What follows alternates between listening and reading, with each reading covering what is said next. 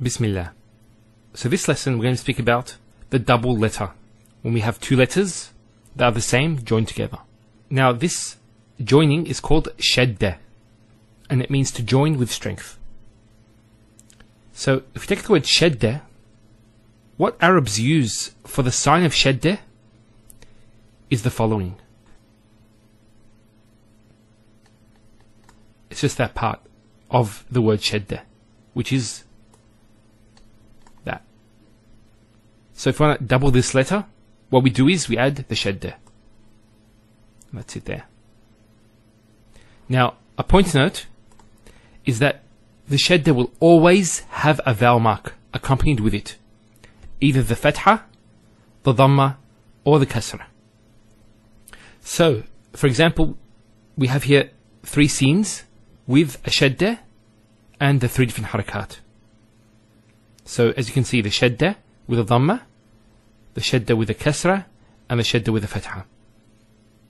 One point, the Kasra here is usually written under the Shaddah, or it can actually be written underneath the letter itself. So the actual Kasra can go down here as well. But the Shaddah stays there. The Shaddah will never be on the bottom.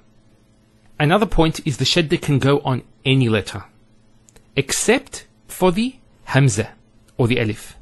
So any other letter can accept a Shaddah.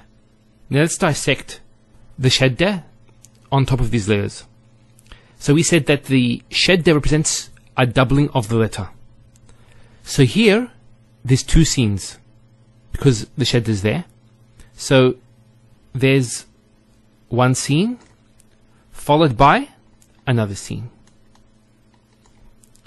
Now the first scene will always have a sukoon. And then the second scene will have the actual harakah. Now let's put, for example, a letter before it, because we know that a word cannot start with a sukoon. You can't have a letter with a sukoon starting off a word.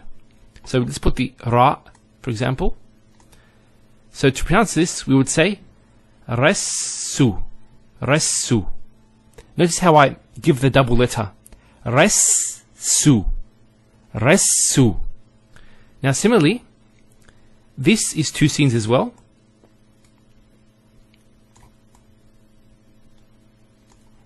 The sukoon is on the first, followed by the kasra on the second. So if you put the ra once again, it would pronounce as rassi, rassi. Notice how I give emphasis to the scene. It's the doubling of the letter. Not resi, rassi. And similarly, the scene with the Shaddah and Fatha is a scene, another scene.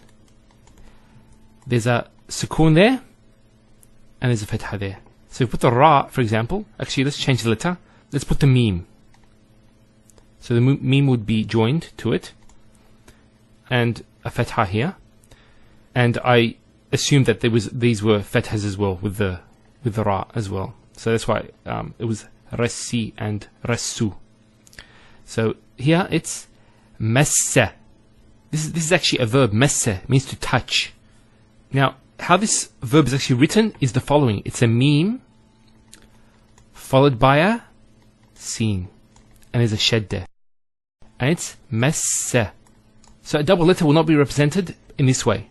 It will be done in this particular way, with the Shaddah. Now, a letter that has a Shaddah can never start a sentence, as we said. That's why I put a letter that has a haraka on it. So let's put the fathas on those.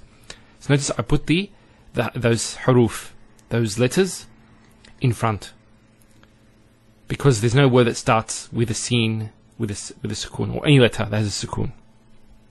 Let's look at some words with the Shaddah. So here we have three words, actually four words, because iyaka actually is made up of two different words.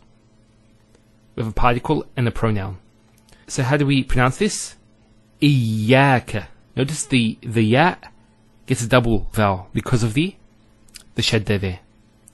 Iyaka. It's not iyaka, iyaka. Also here, al-hajju. It's not al-hajju, it's al-hajju. And here, Rabbi.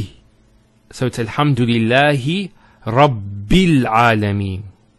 There's a shadda there. It's not Rabbi. So if I want to dissect this, it would be the Ra followed by two Bas. There's the Fatha there.